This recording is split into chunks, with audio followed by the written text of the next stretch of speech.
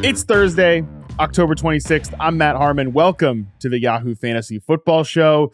Oh boy, it is a hell of a day to talk ball, and joining me to do just that is Dalton Del Don. Dalton, what's going on, man? Before we get to football, and I have thoughts this week, Harmon. Props to my daughter, Chloe. These ribbons behind me, if you're watching YouTube, are of course not earned by me, but she won her cross-country finals meet over the weekend. That makes her 21 for 21. She's won all the races she has entered. Pretty cool. Next year would be a jump in competition, and she's scared, and she kind of wants to drop the mic and retire on top. But props to Chloe, doing stuff that I've never come close to doing throughout my athletic career. Well, hey, shout out to Chloe. Shout out. That's awesome. Love to see it. I say she's got to push this thing though. I mean, come on, don't drop out when the level of competition jumps up here. You know what I'm saying? I mean, let's do this thing. I know she'll be sixth grader racing against eighth graders, and the distance doubles too. And I hate running too. She doesn't even like running, but she enjoys winning, and we're going to encourage her. That's what I said. No one likes running, and you like winning, right? So believe me, she's going to get some pushing from her parents here to continue. Well, hey, that's awesome. Shout out to Chloe. We love to see it. I hope she pushes through it. And you know, I don't know though, man. I mean, God forbid, cross country. That sounds just awful. I know it's miserable, but like only one boy in her class even beats her time. Like she's finishing 45 seconds ahead of number 2. It's crazy. She doesn't get it from me, to be clear, but she should keep trying for sure. Well, hey, we'll have to see what she decides to do. But that's an awesome bit of news to start the podcast here. Let's waste no more time. Let's get to our usual business here. You know what it is. It's Stat Nerd Thursday. What we do here is we give you one stat you need to know for all 32 teams. We go in order of the projected 2024 NFL draft, courtesy of Tankathon. So that brings us to a place where we start just about every single week. God help us. It's with the Carolina Panthers, the only winless team remaining in pro football. Adam Thielen ranked second in the NFL between weeks 2 and 6 with 57 targets, Dalton. I ask you this because part of what's coming out of the Carolina Panthers bye week is they are changing play callers to Thomas Brown from the LA Rams Sean McVay tree. He basically came to Carolina because he knew at some point he was going to get play calling duties. He was going to get a chance to do this. So it's not completely out of nowhere that Frank Reich has given up the play sheet, but it is much earlier, I think, than any of us expected. So I don't know. Do you have any sort of concern that with Frank Reich passing the play sheet off, things might change for Adam Thielen, who's basically the only fantasy relevant player in Carolina? It does sound like Hubbard might actually get a chance to be at least get the majority of touches there with the OC change, with the play calling change. But Thielen, what a beast. Jacob Gibbs tweeted, since week 1 when he played through an injury, a 30% target share and the number 1 fantasy player in PPR. Number 1 ahead of Keenan Allen and Tyreek Hill. I mean, insane indeed. I noted last week Thielen was held to 1 catch and 10 yards over the final 25 minutes after he hobbled off the field with the seemingly re-injured it, but no reports of it. It's been a bye week, so I'm guessing that's absolutely nothing. I ranked him as my wide receiver 11 this week in half PPR. Is that too aggressive? Is there going to be a change in philosophy here with the coordinator switch? Am I not baking that in enough? Well, I think the thing is, in order to have a change take place, in order for somebody else to start taking targets away from Thielen, they're going to have to earn it. And so far, nobody else is earning it. Jonathan Mingo has been he's not getting a lot of separation, and I'm not going to kill him for that just yet. I actually really want to, before putting out any reception perception stuff on him, I want to see what he looks like after the bye week, just because sometimes we do see rookies improve there. It's not, obviously, we've talked about this with Quentin Johnson. This, because you get your bye week doesn't mean automatically you sprinkle the pixie dust and suddenly you're better. You still are the player you are, like JSN. We'll talk about that a little bit later too. But I will say that he's a guy that I do have hope for growing and developing. So we'll see if he can earn a little bit of target share here. With the other guys in the roster, like DJ Chark is not going to do it. He's not that guy. They gave Terrace Marshall permission to seek a trade. Okay, Terrace Marshall's been like the worst receiver in the NFL since he's been drafted. So I'm I could see them mixing things up, and I think they do need to mix things up a little bit from an offensive standpoint. I think the biggest reason that Frank Reich is giving up play calling duties is probably one, I think David Tepper probably told him he had to, and two, I think he has struggled with like being completely engaged and aware with the rest of the game, and I think that's what they need out of their head coach. And they need Thomas Brown, who hopefully is a better just a good offensive coach generally, to take some of the load here. Mingo is Steve Smith's guy, so I'm rooting for him. And quickly, Bryce Young is the DFS minimum on Yahoo this week and coming off the bye, putting up decent fantasy points recently at home against Houston. And Stroud's going to put up points. It's not bad if you want to punt the quarterback position. Man, that's going to be a game full of takes, whatever comes out of it, especially if the Houston Texans win and CJ Stroud looks like he has been looking so far this season. Let's move on to the Arizona Cardinals here, number 2 team. Trey McBride ran 41 routes over the last 2 weeks. That was tied with Zach Ertz for 4th on the team. This is notable because Zach Ertz is now on IR. Dalton, any hope for Trey McBride, who hasn't really flashed much in the NFL, but he is a second-year tight end? Any hope for him potentially becoming a back half tight end one, especially with Kyler Murray on his way back pretty much any moment now? Sure, cheap DFS option this week. I added him in a few places where, what team doesn't need tight end help here this season? His route participation has increased each week. TJ Hernandez tweet, target share increased each of the last 4 weeks. So yeah, without Ertz here, why not? McBride, nice pedigree. I would be adding him. He should be pretty much added in all formats given the tight end landscape, frankly. Yeah, you just got to hope that there's something there with Trey McBride. All right, number 3 team, Chicago Bears. Tyson Bagent had a 2.4 average depth of target in week 7, so not pushing it much down the field, but didn't really have to because Deontay Foreman was running the ball really well. But I also wanted to pair this stat with another one that DJ Moore ranks first in ESPN's analytics yards after catch score. If you hadn't seen, I was tweeting a little bit about it yesterday. ESPN has a receiver metric based on player tracking. They have open, they have catch, they have yak score. The DJ Moore thing is really interesting because I think that Carolina, especially the Matt Rule coaching staff, I know I said this on the podcast before, was really bad about getting DJ Moore in yards after catch opportunities. I think Chicago's coaching staff has been better at that. And I think with Tyson Bagent, just kind of, I'm going to throw to my first read. I'm going to get the ball out quick. I'm going to run this quick game stuff. I think that could be a decent fit with DJ Moore, who has 8 and 9 targets in back-to-back games. Yeah, I liked Bagent 0, but I guess his nickname is Teabag. But either way, it was Teabag sounds much more West Virginia, by the way. Yeah, right. Does first percentile, that average depth of target. And so they wasn't needed, though.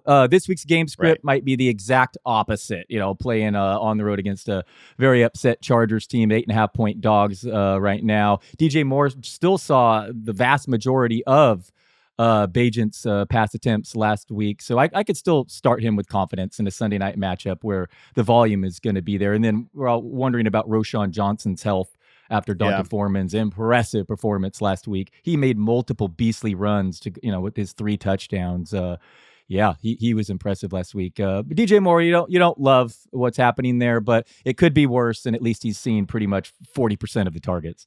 It could be way worse, honestly. Bagent was competent last week. Totally. I don't know if that's going to continue, like you said, but it's not as if it's an imposing team to go against the Chargers, right? Especially on defense right now. I think Foreman is a must start as of right now. Roschon Johnson is still in the concussion protocol, so you have to track that throughout the rest of the week here. But all right, number 4 team, Denver Broncos. Courtland Sutton over the last 2 games, 43.6% share of the team air yards, 23.5% target share. He's caught 10 passes for 122 yards and 2 touchdowns. And I thought this was notable.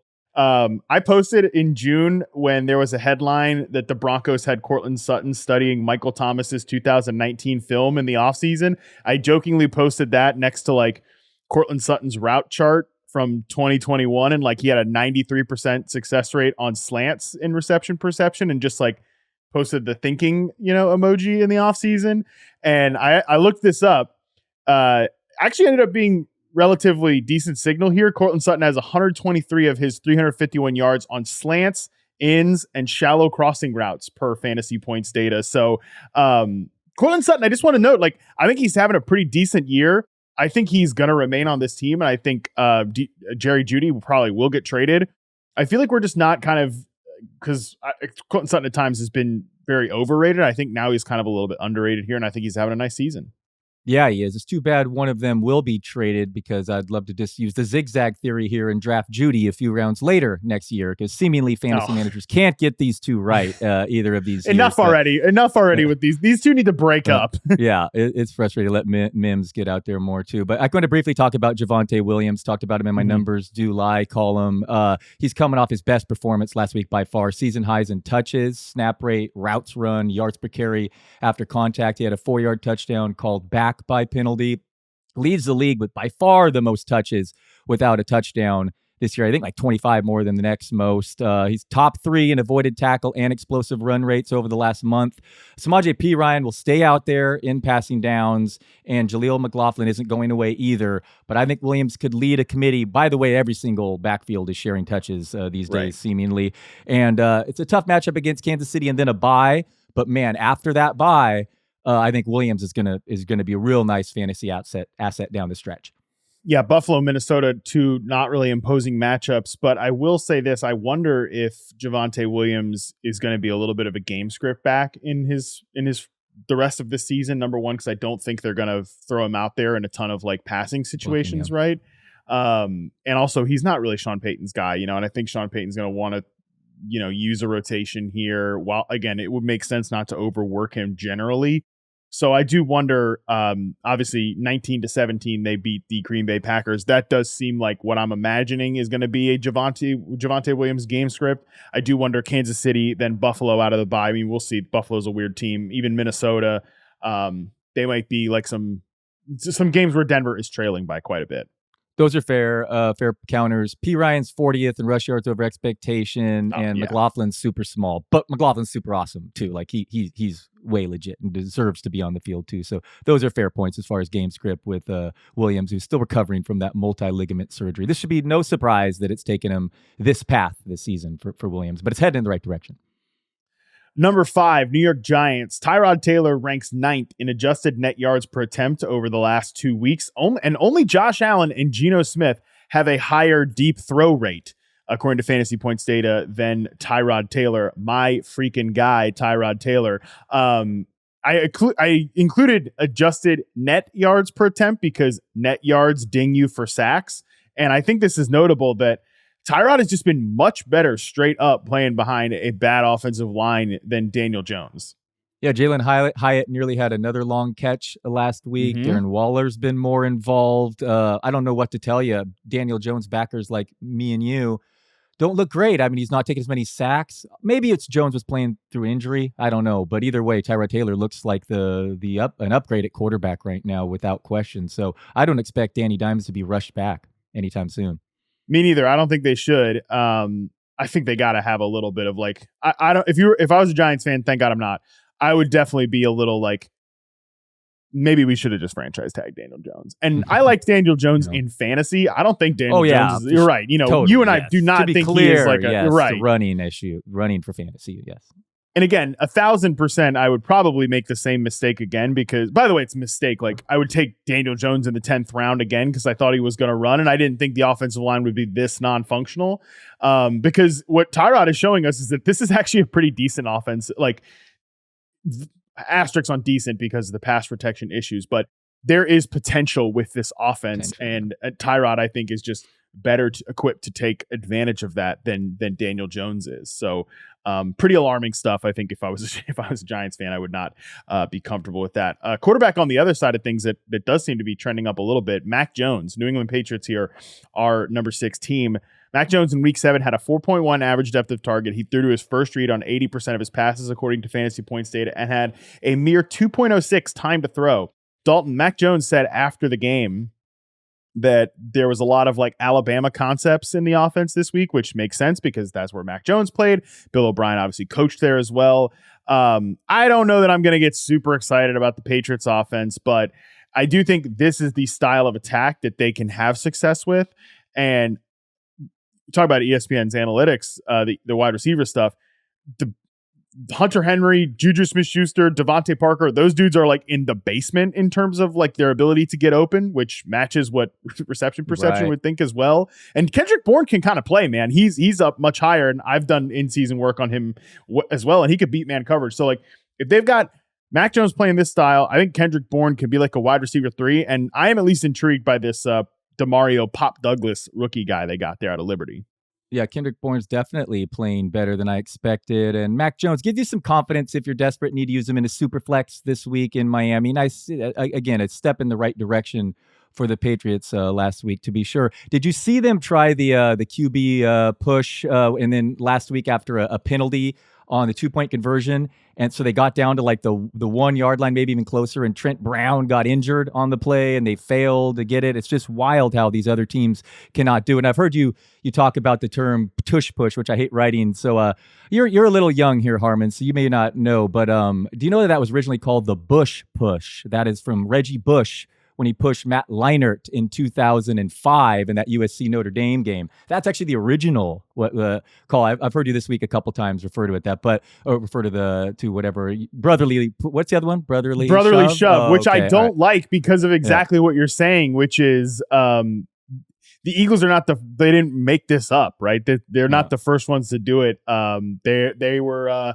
You can see like lower level college football teams do this too, even just beyond the Bush push part of it. So that's why I like tush push, because it doesn't seem as self-serving. Fair. Whatever it is, it's impressive how awesome the Eagles are at it, and other teams has failed too, because the Giants failed too and suffered 2 injuries on their offensive line. And this last week, thankfully, Trent Brown, I guess injury was not serious, but yeah, Juju Smith-Schuster's injury, it may be a help for this offense, getting these other guys out there running more routes. We did a whole breakdown yesterday on Eckler's Edge on the tush push with Austin. And I actually have a stat on the Eagles later in this show that kind of is sort of related to that I wish I had used on yesterday's show, but I saved the good stuff for Stat Nerd Thursday. Not so good stuff here. Our number 7 team, Green Bay Packers, they ranked 22nd in dropback success rate since week 5. It's notable because they played the Raiders, then they went on a bye, and then they played the Broncos. 2, I would say, not top level defenses there.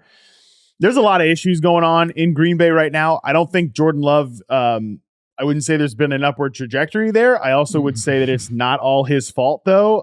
He's in a really bad situation with the offensive line has been a mess. There's been injuries.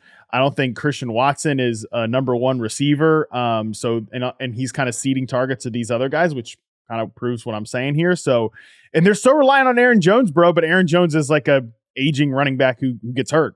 So I don't know. I think the Packers are a little bit banged. Yeah, I'm beginning to think Love is a downgrade from Aaron Rodgers. Seriously, they were shut out last week at halftime against the Broncos, who admittedly, subtly had been playing better defense. But man, Love was incredibly fortunate that his 2 touchdowns were caught by his teammates in the final 17 minutes. Surtain could have had the one from Dobbs, and obviously Jaden Reed caught one that wasn't even intended for him that bounced off to the end zone. So Love has been a top 10 fantasy QB or top 12, give or take your scoring, because of an awesome first 2 weeks. Since then, since week 2, he has gotten 6.1 YPA, 4 touchdowns, 7 interceptions. I know that he has a league high average depth of target, but he's basically the bottom of the completion percentage, above expectation at next gen stats. So, I mean, his touchdown percentage is 1 spot behind Patrick Mahomes this year. I expect that to regress. He's getting lucky. This is a disaster. Christian Watson's hurt now. Oh boy, I picked this team to sneak into the playoffs. I think I'm going to regret that one. This doesn't look great. No, it does not look great. Number 8 team, Los Angeles Chargers, also have not looked great of late. Even the part that is theoretically the best part of their team has not looked great. Justin Herbert has the 2nd highest average depth of target over the last 2 weeks. However, he ranks 30th in passing success rate and 22nd in EPA per dropback. Congratulations, we fixed Justin Herbert's ADOT. Unfortunately, the offense is terrible. So I don't know, Dalton, what's going on here with Justin Herbert and the way he is, I just think, not looked good the last 2 weeks. Yeah, 2 targets for Eckler was surprising last week. A tougher matchup, as we talked about, Kansas City defense. What are they the only team to hold every opponent 21 points or fewer this year? I believe that's the Chiefs.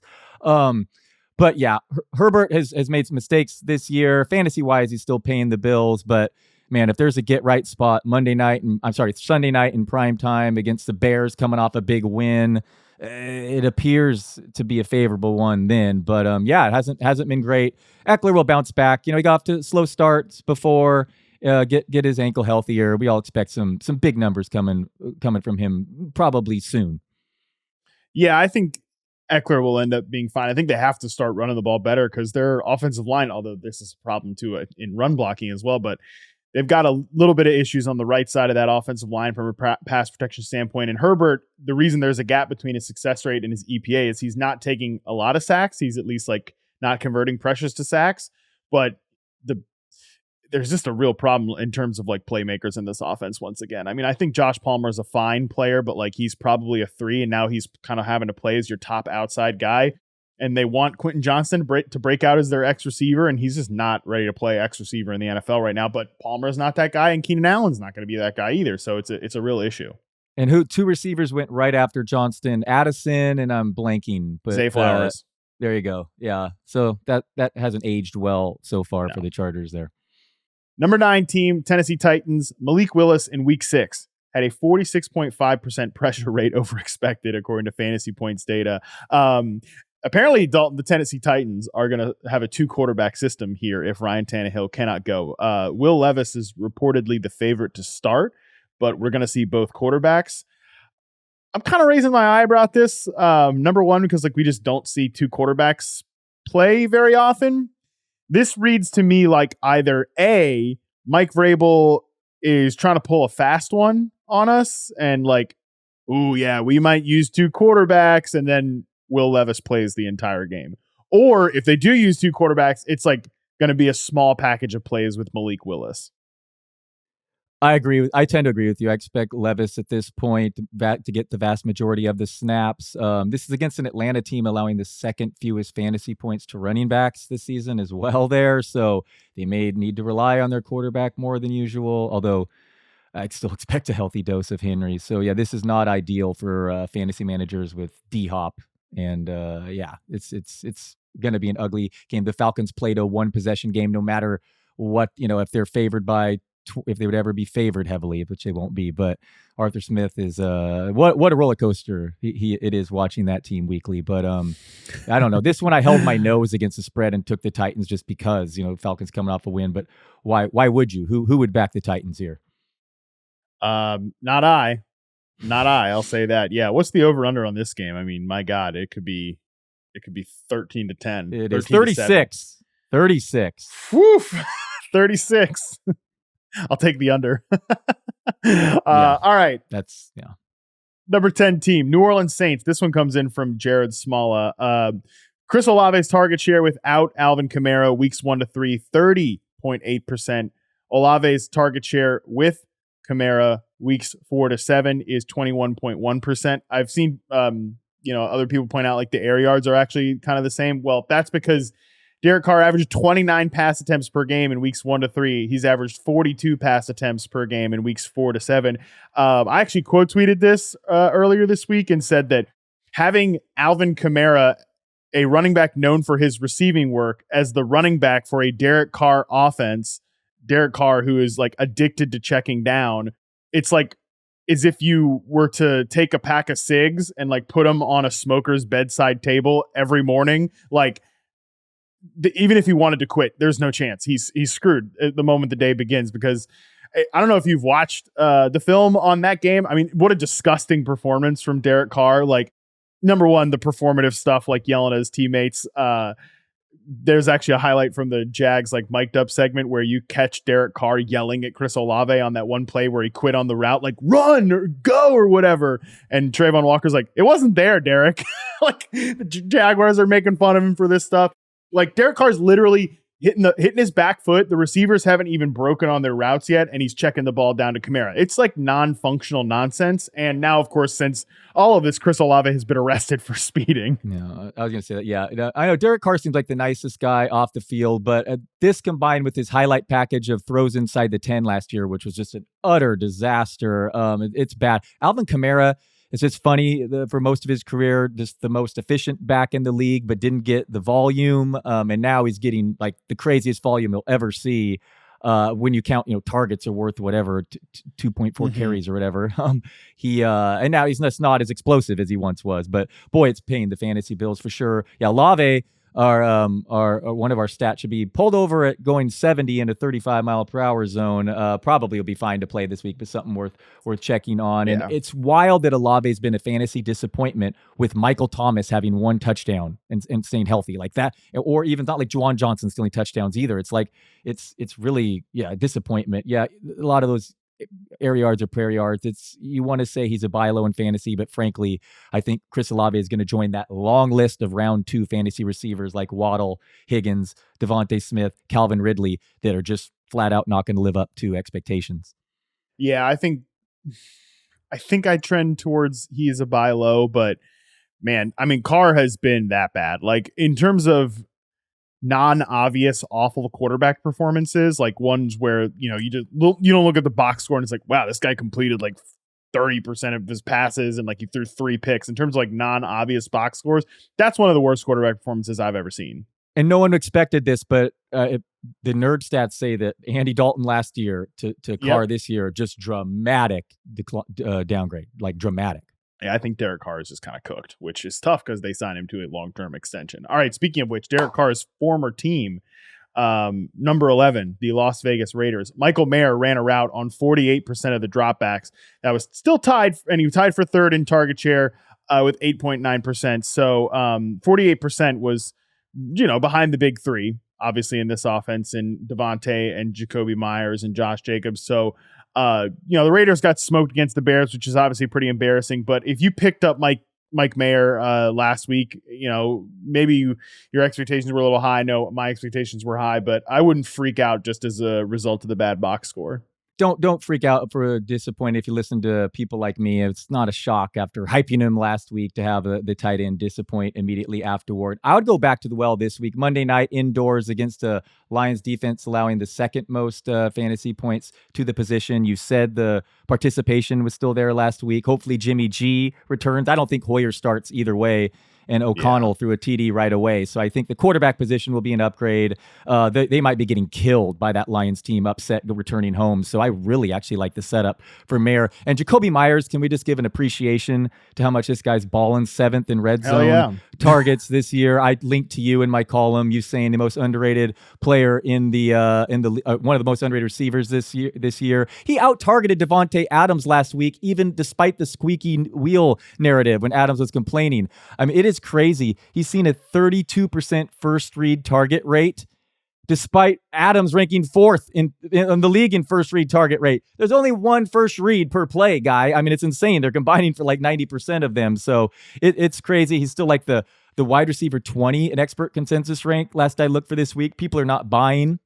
But with Jimmy G possibly back, Myers is like a top 15 fantasy wideout every week, especially indoors this week against Lions team that they can't run too. The doesn't matter the matchup, man. Jacobs, they cannot run this year. So it's all Myers, all Adams, and a sprinkling of Mayer. Jacoby Myers is a stud, man. I love the way that guy plays. Definitely trending towards a reception perception Hall of Fame bid. That's for sure. All right, number 12. How about going 38 games without scoring a touchdown his entire career? And now he's like a beast in the red zone. I get confused. Is that Adams or is that Myers catching that touchdown? I mean, it's pretty impressive. Maybe that's hope for Deontay Johnson. Someday he'll have like a 14 touchdown season. Probably not. We'll see. Yeah. Okay, number 12 team, Minnesota Vikings. Jordan Addison the last 2 weeks, 39% team target share. That leads the team. 39% team air yard share. That leads the team. 19.7% target share. That's second to TJ Hawkinson. 2.6 yards per route run. Dalton, Jordan Addison's performance against your your San Francisco 49ers was like so Jordan Addison, right? He gets muscled up on the Kirk Cousins' first pick of the game because he does struggle with big physical press coverage corners. And then his first touchdown comes on an in-breaking kind of, maybe you call it a post route, maybe you call it an in route against zone coverage. That's the Jordan Addison special. And then same thing, really, that play where he stole the ball away from Ward. That was a big post route. That is just like all those three things together exactly exemplify like who Jordan Addison is as a player. And I think he's going to be a very good pro in the NFL. Man, it was impressive. Another good setup, too, obviously, with Jefferson's sideline, Madison. They cannot run the ball. The Vikings have the 4th highest pass rate over expectation this season. At minimum, Addison set aside Osborne when and if Jefferson returns as a wide receiver too. One would think, but very impressive, man. The guy, I think he has the second most touchdowns per game. Yeah, second most touchdowns per game this season behind Tyreek Hill. Is it Hill? Yeah, Hill.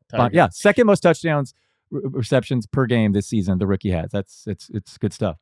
Not bad. And the more that the Vikings win games, the more I think like Justin Jefferson probably comes back this year. Right. So we should all be rooting for that because I think that would just be really good for this offense overall. Number 13 team, Indianapolis Colts. Michael Pittman and Josh Downs combined for a 41% share of the team targets the last two games. Jonathan Taylor is second, actually, with 12.8%. I think the offense funneling through these two guys is really, really good. Josh Downs has been super impressive. Michael Pittman's been super impressive. And I like to see those two guys ripping off big plays against the Cleveland Browns defense. I think these two guys, Pittman is an every week, I think, high-end wide receiver too. Josh Downs is kind of getting to that every week starter range in fantasy as well. Yeah, Gardner Minshew, I heard a professional gambler say it late in the week last week that he's, for whatever it's worth, he has just owned man coverage, and that the team that plays the most man coverage in the league are the Browns. And I know I'm helping no one by saying this now after the fact, but man, it turned true there. Downs is awesome. You've been hyping him as much as anyone. With Anthony Richardson this year, he's averaged 4.8 targets. Without him, 8.3 targets. This week, Pittman, will have Marshawn Lattimore against the Saints team that's been beatable against the slot. So it's another Josh Downs week here again. So continues to be wheels up for the rookie wideout, who's really, really impressed. What a wild game that was. Into that, Colts got kind of screwed on penalties. Every single call went against him there at the end of that one.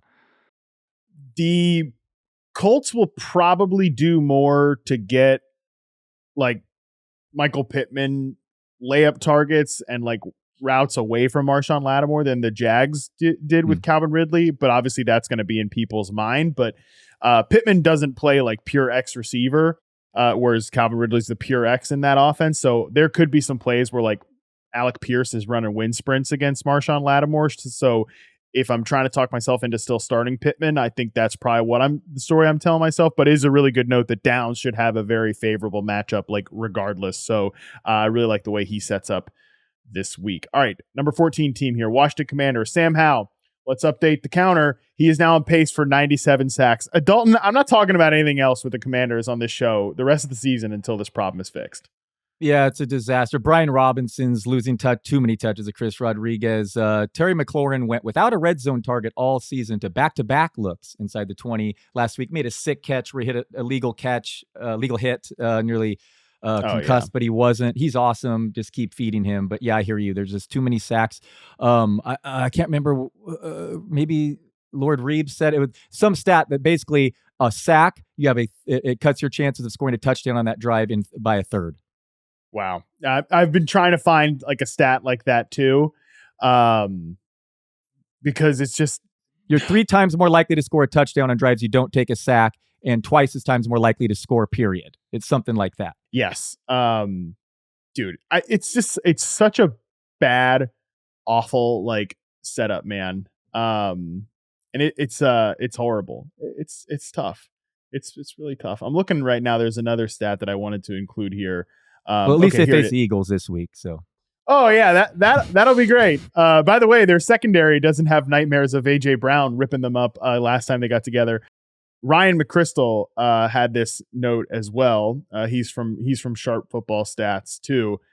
Sam Howell's been pressured in 2.5 seconds or less on 19.6% of his dropbacks. That's the 5th lowest rate in the league, but he's taken a sack on 13.5% of his dropbacks overall, the second highest rate in the league. So like when those sacks are on Sam Howell is basically what that is showing. Right. So I like some of what I see out of Sam Howell, but I'm at a pretty like frustrated point where they're just not running a functional offense. For what it's worth, David Carr had more sacks, 43 through 7 games. I can't remember if he got injured or they just quit throwing the ball or what. But Hal, I know he's on pace to shatter the record. But for whatever, Carr actually had more at this point of the season that year.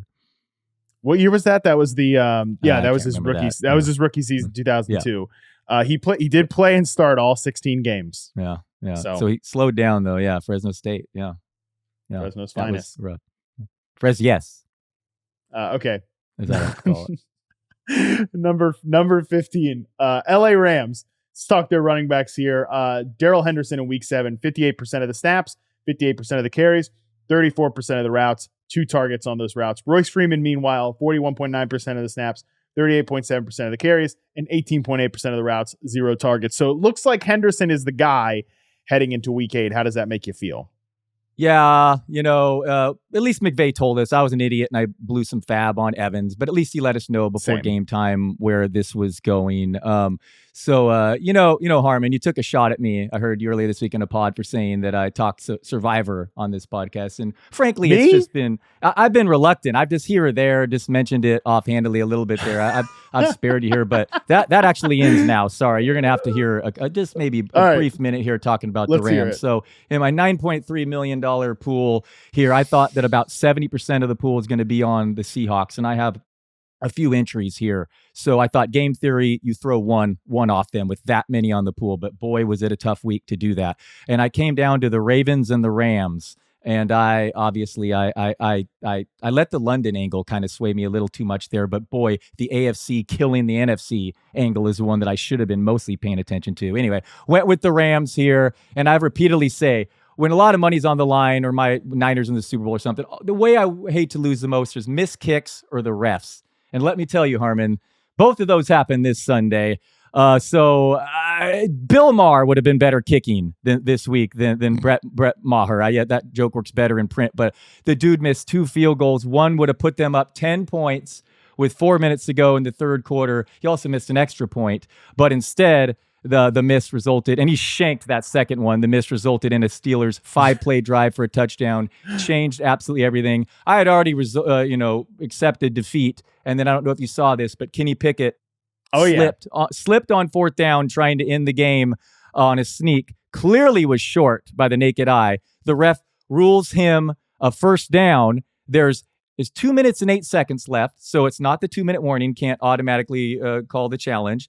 McVay's out of timeouts, but oh wait, I said calm down. There's this new rule. All 4th down plays are automatically challenged. Oh no, that's only if they're ruled short for some reason, not if they're forced. So all 3 of those things go my way. Game over. It would have been interesting to see if they even tried Maher with the kick there if the Rams did score, but they were pretty much dominating the game, and then this kick goes south, and a brutal loss for my Survivor entry there. So down to only 2. It could have been a merciful day. My Whoop picked up an activity from 1:30 to 4:30 my time. That was this off the charts. Like I burned 5,000 calories, my heart rate. It also gets pretty high when my daughter does her races. But I got to tell you, Harmon, I got my money's worth on that Rams loss this week. Yeah, no kidding. You got your money's worth. You should have tweeted the chart. If you ever tweeted anything, that would have been the time, the screenshot of it. Yeah, I was apocalyptic at that time. But we recover. We move forward. I have a couple more still alive, but probably would have been nice, by the way, if your boy Sean McVay would have had any freaking timeouts left to challenge that ruling. Yeah, I know. I was really worried. McVay's about to have a kid any minute, too. I was so into the weeds, worried about if he's going to miss this game. And then I should have been more worried that getting Mahered. I mean, this guy was a disaster at the end of last year. And I really almost even forgot he was a team I'm like, oh, that's who's shanking this field goal? First was off the post, then the missed extra point, and it obviously got in his head. The third one was comical. I mean, it missed so far, looked like my drive. I mean, it was laughable. He has been released, in case you're wondering. But yeah. Again, Bill Maher would have been better option at kicker for me that week. But then the way that ended in the end with the refs was just salt in the wound, just too perfect, man. But and I picked a team that was on the road at home too. See all the Steeler fans there? Yeah, It's pretty. Hey, it was kind of the same way with your Niners fans in Minnesota too. I know we're only allowed to talk about LA teams when it's road fans taking over the home stadium, but it seemed that way with your Niner fans in Minnesota. And what's going on with Stafford? A bad pick in this game, and we keep saying how he's making these highlight throws, and we're saying regression with the touchdowns are coming, but offensive line, obviously Steelers have good pressure rate, but I don't know. Maybe he's not going to go back to 40 touchdown pace. Yeah, even with Kupp, and Nakua was the best player in the football field, arguably this weekend. By the way, dude is awesome, so good. Yeah, he's so good on those like in-breaking routes too. They don't really throw the ball much around the goal line. That's a big problem with why Stafford. He scored 96% of his fantasy points outside the reds or non-scoring or something crazy like that. Yeah. All right, number 16 team, Houston Texans. The Texans have 2 receivers, Nico Collins and Tank Dell, in the top 5 of ESPN's analytics wide receiver tracking data. I thought that's pretty cool, man. Shout out to our guy Nico and Tank Dell. I mean, I don't have much to say about it, but Nico is an every week fantasy start, and I think Tank Dell, I'm excited to see what he looks like coming off the bye here. Yeah, it is really cool, and both those receivers are awesome. I agree, but what are we making of Tyreek Hill's ranking in this thing? We just what are we doing here? Not top 15, and he's like clearly the best. So does it not? I mean, obviously, you're not gonna say it invalidates it all, but come on here. What? Give me an explanation here, Harmon. Yes, for the uninitiated here, Tyreek Hill ranks 15th among all receivers and tight ends in ESPN's score. Obviously, I don't agree with that. Even from like an open rate perspective, he's 17th among all receivers and tight ends. I don't think he gets open more than Cortland Sutton, who ranks number 11th here. So yeah, I'm with you. That doesn't completely invalidate it. I do think anytime you're talking about like openness, you've also got to contextualize with what type of routes are they running, right? And like, I'm not going to take any pot shots here because obviously that would, one, be stupid, and two, like, I don't know the full methodology that goes into this whole thing. So I wouldn't want the same being done to me. So I'm not going to do it to them. But I will just say too, like, yeah, when you're looking at like openness and receiver performance, you have to contextualize role. You have to contextualize the type of routes that they're running. And when you bake it all into one number, that can be difficult. Also, same thing with coverages too. Like, is it man coverage, zone coverage, double coverage? Even that, honestly, like you can argue that I simplify it too much by putting it in man zone press and double and not like really going even further into the weeds. So that is definitely difficult. I am very familiar with like, all right, this result doesn't match up, with what we expect and how that can be like kind of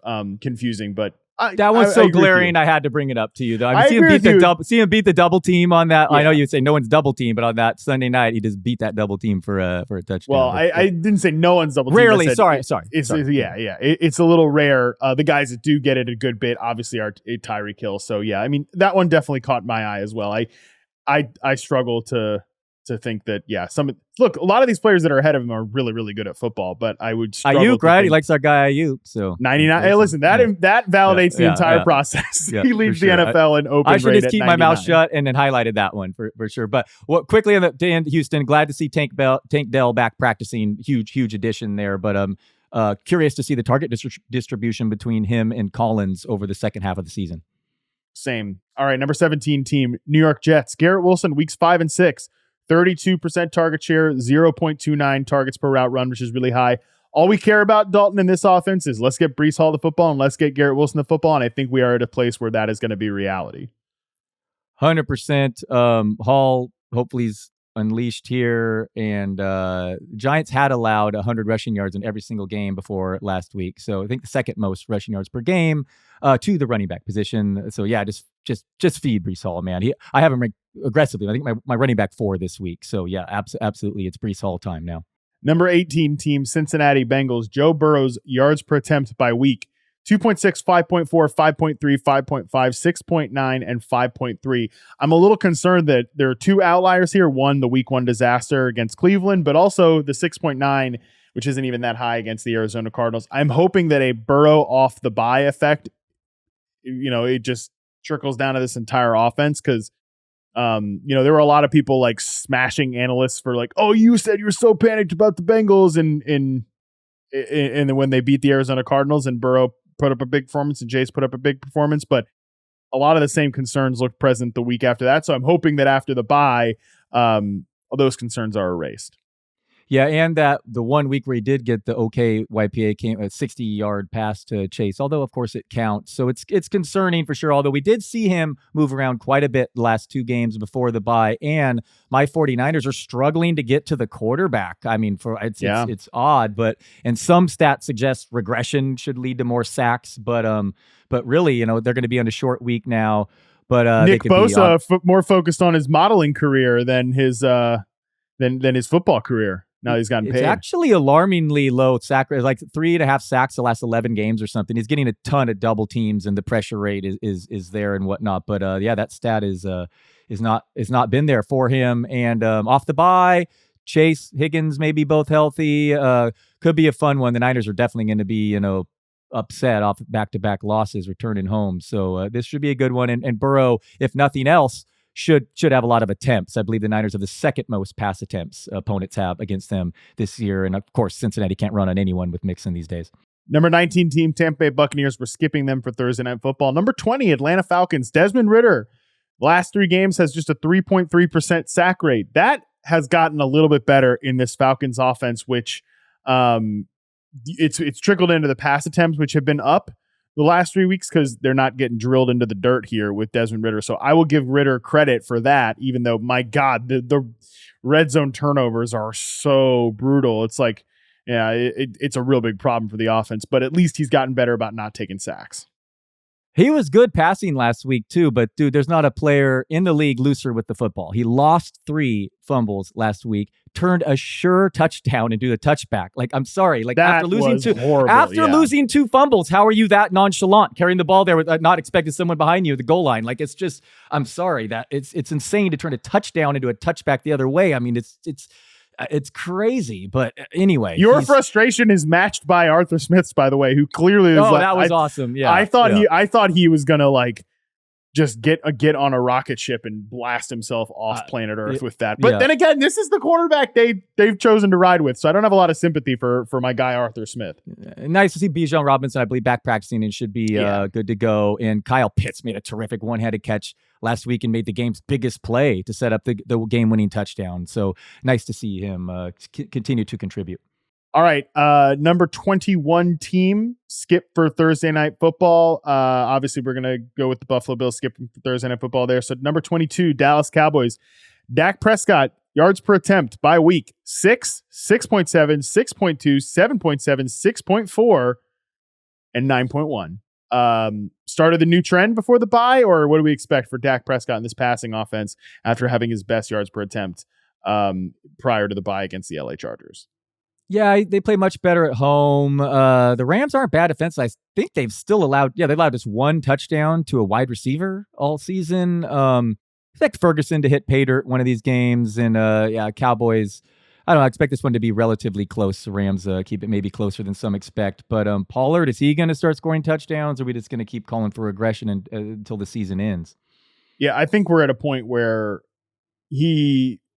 O-line's finally healthy, Collins pointing out. Yeah, right.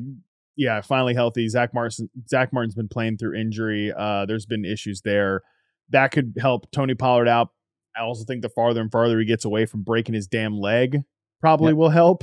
Yeah, great point.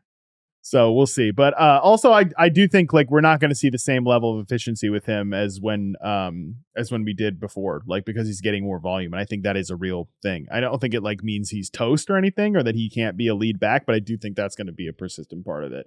All right, number 23 team, Pittsburgh Steelers. George Pickens and Deontay Johnson combined for 56% of the team targets and 92.7% of the team air yards in week 7. This is a really good duo. And I think like now that Deontay's back and Pickens has been really good on these, like he's been running hot lately on these like sideline targets in contested situations, even if he struggled for a little bit early part of this year. I think this is a really good wide receiver duo. And I think it's going to make the offense maybe not like super explosive, not a great, like a high ceiling fantasy unit, but I do think it's going to be a good unit going forward.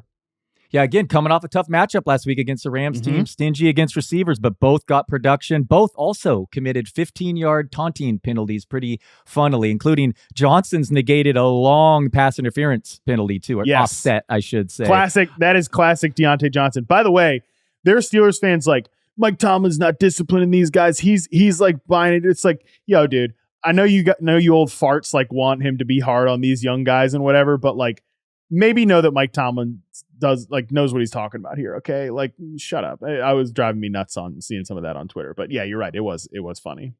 The offense should be better with Deontay back for sure. Love him in PPR formats, especially, and he remains affordable in DFS before, the target. He looked like, a great breakout candidate, getting not just the high target volume, but even downfield more in the preseason. Of course, that hasn't carried over for Pickett, but let's see him with all healthy now, let's see what they can do.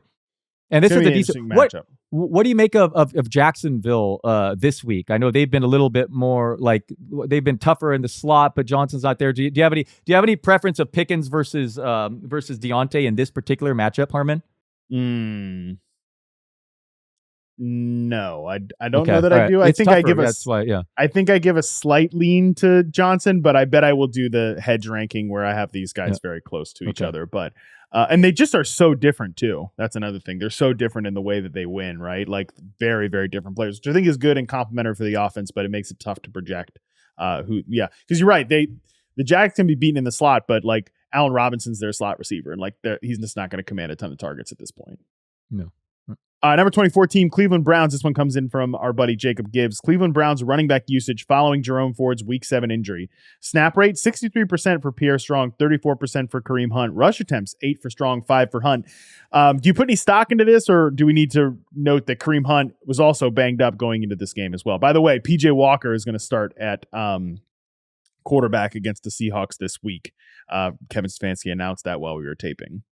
I would add Pierre Strong in any fantasy league in which he's still available. This team has averaging the second most rush attempts per game or something close to that. Ford's going to miss a week or two. Ford was tilting in DFS. First carry of the game, 69-yard touchdown, I believe, or somewhere around there. And then he doesn't even break 80 yards on the day. It was very frustrating. Left with obviously the ankle injury. Eventually, Kareem Hunt was really iffy to play. They had moved up a practice squad member running back like Saturday night. I thought Hunt was not going to play, but he looks good, went out there battling an injury. But Hunt and or Strong can be used on a team that just runs the ball like crazy. Although, Seahawks aren't a great matchup this week, but it's a nice setup. Having a dominant defense and a hide the quarterback situation is going to lead to a ton of touches for Cleveland's backfield. Number 25 team, Seattle Seahawks. Jackson Smith and Jigba in week 7, obviously without DK Metcalf and Tyler Lockett not really being a big factor in the game. 29% team target share. That was a team high. 30.7% air yard share. That trailed only the great Jake Bobo. And he ran a route on 78.6% of the dropbacks, again, tied with Bobo behind Tyler Lockett. So JSN, I still think Dalton probably looks fine, but not like special player or anything. But it's nice to see him get like a more normal receiver role than whatever that nonsense was the first few weeks of the season. Oh, he dropped a third down play late that if Jason Myers doesn't nail a 48-yard field goal, I may not be sitting here. I may still be crying about my real losses of Survivor because JSN absolutely had a key drop there. As I wrote, you can't stop Jake Bobo. You can only hope to contain him. I complained about my bad breaks in the Rams. If they rule that Bobo not a touchdown, Seahawks may lose that football game. They were life and death trying their best to give that away. And that ball that Bobo caught was, right on the line in the end zone. Geno Smith literally fumbled the ball by himself, threw a bad pick. I don't know what's going on. I just thought I chalked up the week before as struggles in the red zone. They'll get right. No, they didn't get right at all. Kenneth Walker ran for season high 105 yards, but didn't score in a good matchup. Arizona lost its left tackle early in this game, by the way, when it made contact with an official, and then Dobbs ran a 20-yard touchdown and then very next play. He leads all quarterbacks in runs of 20-plus yards this season. So, Seahawks, I don't know. Tyler Lockett, completely nothing without DK Metcalf. This DK Metcalf injury sounds like it could linger. Walker did that with no Charbonnet, disappointed. So they'll probably blow up against the Browns this week because that's what Seahawks do. But to me, this offense is to say it's a disappointment when you and I expected would be an understatement. Yeah, like you mentioned, Browns this week and then the Ravens next week. Like you can't really draw up a tougher defensive slate than those two upcoming games for Seattle. Number 26 team, your San Francisco 49ers. Christian McCaffrey plays on 100% of the team snaps despite being on the injury report all week. Jordan Mason, nothing. Elijah Mitchell gets 1 carry, plays 4 snaps. I mean, pretty outrageous stuff for CMC. Yeah, I like how they had to leave CMC and during the Elijah Mitchell carry. It's so obviously Mitchell's not either 100% right or Shanahan does not trust his backups, but it's wild with CMC playing with a torn oblique and getting that kind of work, playing with fire. I don't love it. Now a short week, but I think, dude, my theory, he can't help himself. Like he just knows that when CMC is out there, like it is just such a big difference maker and maybe if the game had been more non-competitive, they would have eased up on CMC, right? Like if they had gotten a big lead on the Vikings, it wasn't the game script that it ended up being, but I just feel like it's like a different thing, but like the same thing I said about Derek Carr and the cigarettes and Alvin Kamara. Like Christian McCaffrey is cigarettes to freaking Kyle Shanahan because he knows like this is the guy that's going to bring my beautiful, beautiful plays to life. So like light me up that Marlboro, baby. I'm smoking it. Yeah, lost a fumble. He's fired up. He's gonna definitely be fired up this week. But he's playing through a severe injury. But wow, impressive. 100% of the snaps with a torn oblique. Beast.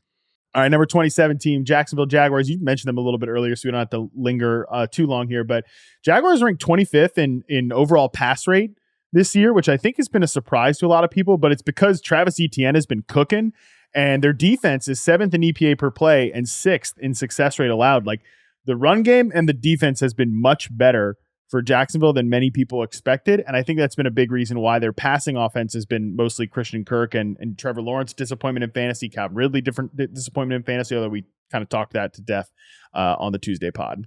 I'm in no way absolving you and me from hyping Calvin Ridley for fantasy. It would be like saying, well, we didn't see this coach giving carries a certain way. But I will say, did we not get the player wrong? Did we get the role wrong? Is that just what's happening here? He's running all sideline. And of course, he's like the leader in near touchdowns and stuff because, or sideline catches because it's all on boundaries. And he's just getting 0 layups over the middle. And we thought he was going to have this expanded, route tree over the middle, which is where the money is. Look at Shanahan's offenses, and he's getting 0 looks over the middle, and we just didn't see this roll coming. That's a part of it. And I talked about it with Andy earlier this week where we just kept double counting and triple counting and quadruple counting the same thing. And it is like a lot of what they've done this year with Calvin Ridley is, like I said, they needed somebody to win along the boundary. They needed somebody to win in tight coverage situations. And they didn't have that last year, but I think Ridley can theoretically do a little more for them than he has done so far, but maybe he will by the end of the season. And they could just be easing him in, right? Because he hasn't played football for a year and a half, which I know is irritating for people to hear now when we probably yada-yada'd it in the preseason, but it is probably a factor here as well. Yeah. It's annoying that it's happening even with Zay Jones, missing time. I have heard other people posit that like Zay Jones might actually make a difference here when he's out there. He can take some of those sideline reps away and allow them to use Ridley as not just a perimeter X receiver, but they were using him as a perimeter X receiver, but for the most part anyways. So I don't know. It could continue to be a problem. I think Ridley, I think he'll end up being like a boom bust wide receiver too. And people are a little too pissed off right now. By the way, if he rips up the damn Steelers outside cornerback coverage this week, don't be surprised. Okay. Number 28 team, Baltimore Ravens. I just want to mention the routes run here for the Ravens in week 7. Lamar Jackson obviously goes off. Zay Flowers, 27. Mark Andrews, 22. Odell Beckham, 20. Justice Hill, 15. Rashad Bateman, who had a couple of nice plays in this game, 14. Isaiah Likely, 11. Nelson Aguilar, 9. Gus Edwards down there at 7. So I think it's just with Lamar playing as well as he is right now, the offense sort of coalescing, it's still like worth knowing the playing time for these non-Zay Flowers receivers. Lamar Jackson's just a fantasy beast. Detroit entered last week, number 3 in defense DVOA. Ravens were up 28-0 with 7 minutes and 50 seconds left in the second quarter.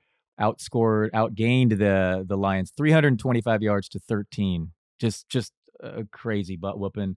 Lamar Jackson is the man, and obviously his numbers would be better if not for all those drops in those other games too. So just a beast, and obviously it looks like they're happy with their Zay Flowers pick.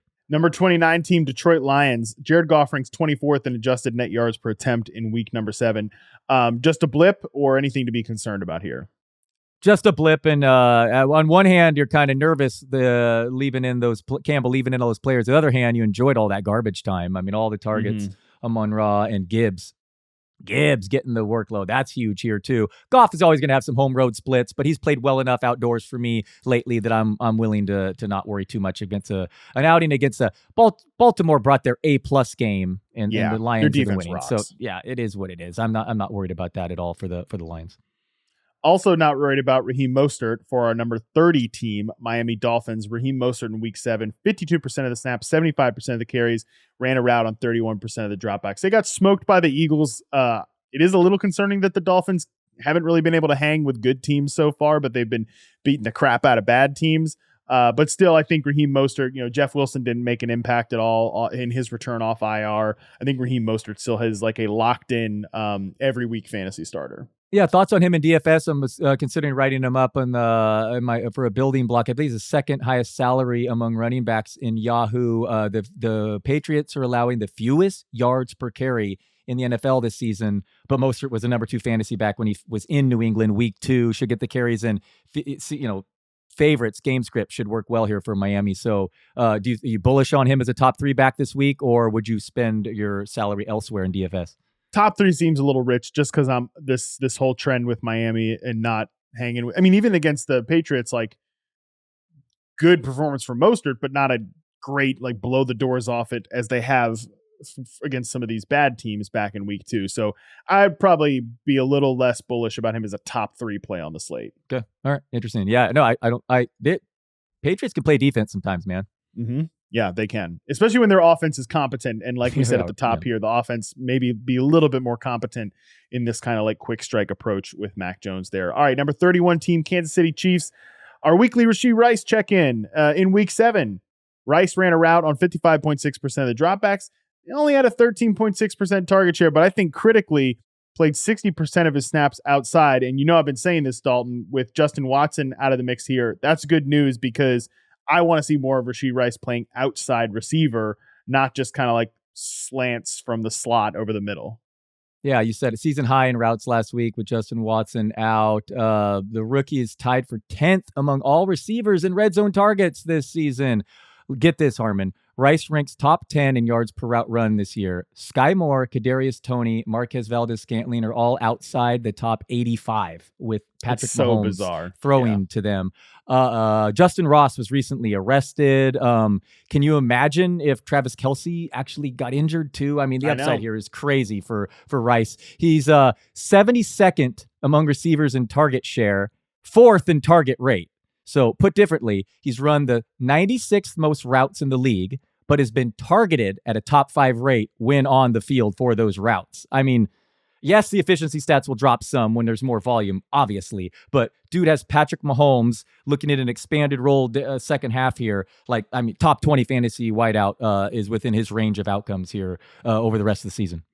I just hope we continue to see his role expanded because it's like a lot of the stuff. Like I said, the one play he just keeps running over and over again is inflating some of these like targets per route run stuff. Like we've got to see him doing a little bit more, but we saw a little bit against the Chargers last week. So I do want to say I think he is growing and developing as a player, which is really good news. He was beating man coverage against those Chargers cornerbacks a little bit more than we had saw earlier in the season. So that was good news. All right, number 32 team, Philadelphia Eagles. This is the stat I teased earlier. Jalen Hurts has just 3 pass attempts inside the 5-yard line this season. The other dudes that have between 2 and 3 pass attempts inside the 10-yard line this year, Zach Wilson, Trevor Lawrence, that's an interesting one, Jimmy Garoppolo, Daniel Jones, Josh Dobbs, Kenny Pickett, PJ Walker, and Deshaun Watson. That is a mix of a bunch of guys who haven't started every game and or are bad. Trevor Lawrence kind of notwithstanding there. It's just crazy, like what the tush push has done to this offense where like, all right, we're inside the 5-yard line. Like let's just barrel ahead. Like we'll just barrel ahead. We don't have to even try to let's just have a creative passing play. Let's get Dallas Goedert a goal line target. Let's get, even AJ Brown is like dominating fantasy and like they're throwing 3 passes all season inside the 5-yard line. 18 carries inside the 10 for Jalen Hurts. I believe he's second in the NFL in runs for first down among all players. A.J. Brown somehow tied the NFL record for 5 straight games with 125 plus yards receiving. He's been awesome, and Hurts is a cheat code, short yardage cheat code. How devastating must that be for a defense to be like, we have to stop them from getting 8 yards and 3 downs? It really is wild. That was highlighted Sunday night, just demoralizing for the defense. Yeah, it's insane, man. It's just wild how that is like changed the scope of their offense in such a bizarre but efficient way. It's fantasy managers love it too. Just all these 1-yard touchdowns are amazing. All right, let's get to Thursday Night Football here. We've got a pretty interesting game. Tampa Bay Buccaneers at Buffalo to take on the Bills, who are 8.5-point home favorites with a 42.5-point total. But man, the Bills are in kind of dire straits now at this point. We got to them, as you noted, as we'll note here, they were only a 21 ranked team here in terms of draft order. They've started to slip a little bit. So Dalton, how do you see this game playing out? I see the Bills bouncing back, coming off of, a bad loss to the Patriots. Okay. This could be ugly on a short week for Tampa Bay here, but I think I've been off on my last couple primetime predictions here. So fade me. Dalton Kincaid grabbing fantasy, not just because of the first name, but also Dawson Knox out. He saw the participation stuff increase last week. Some real upside here if they turn him loose as the number one tight end for the Bills. So I'm excited about seeing Kincaid. Yep, he was part of my bold prediction on Eckler's Edge. I think he's going to have a big game here. If he's on waiver wires, you got to pick him up. I think he's probably like a top 12 tight end rest of the season. He can obviously go on a nice little run here with Dawson Knox out of the mix. James Cook got more involved last week. Which is good to see. Obviously, Damian Harris is on IR. Anytime you can cut a backfield from 3 to 2, it's going to help out James Cook. I don't know. So we kind of know what the deal is with the Bills. But do you think Allen's playing injured? Does that have anything to do with this, or no? Is this going to be a narrative? We're saying last week it was. The Patriots again. The Patriots can do a scheme, and they kind of did. Really quieted. Diggs was actually close to monster game though. That was Allen missing him on some. So maybe a little factor here. This shoulder. He might be playing with injury, but man, this is just kind of Josh Allen. And Josh Allen. Look, it is what it is, right? He's still one of the best quarterbacks in the NFL. We don't have to be like, oh yeah, Josh Allen actually secretly sucks or anything like that. But he's going to be aggressive. He's going to not kind of take layup throws. He's going to push things to Diggs. He's going to play with his hair on fire. And when he gets into chaos mode, it can either go some of the best plays you've ever seen or some of the worst plays you've ever seen. There's a lot of volatility there. And I do kind of wonder if we'll reach a point where they have to get a different offensive approach, and they sort of, have to have somebody in the room that can say to Josh Allen, no, you're going to run the play like designed, but he might just never, ever do that. So I think this it just is who Josh Allen is. And the Bills have to learn to live with that.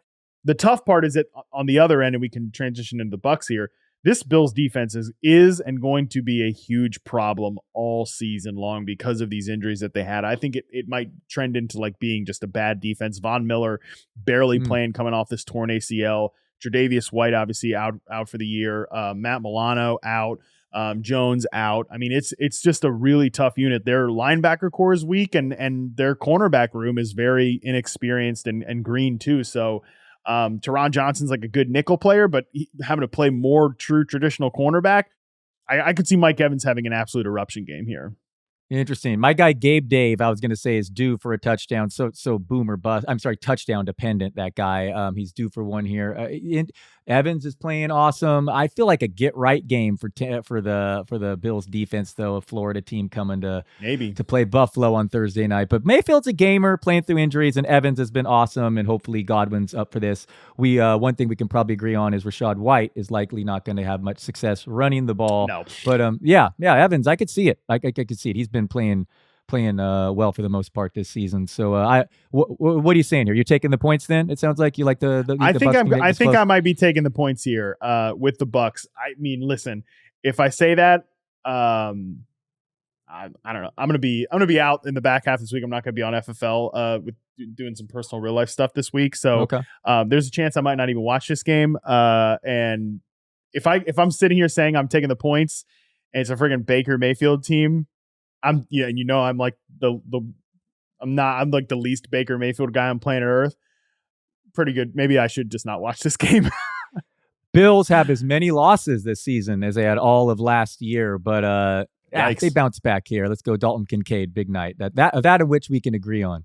I think the Bills win straight up. I think they bounce back offensively, but I do think this game could be close, which is why I'm taking the Bucs, plus 8.5 here.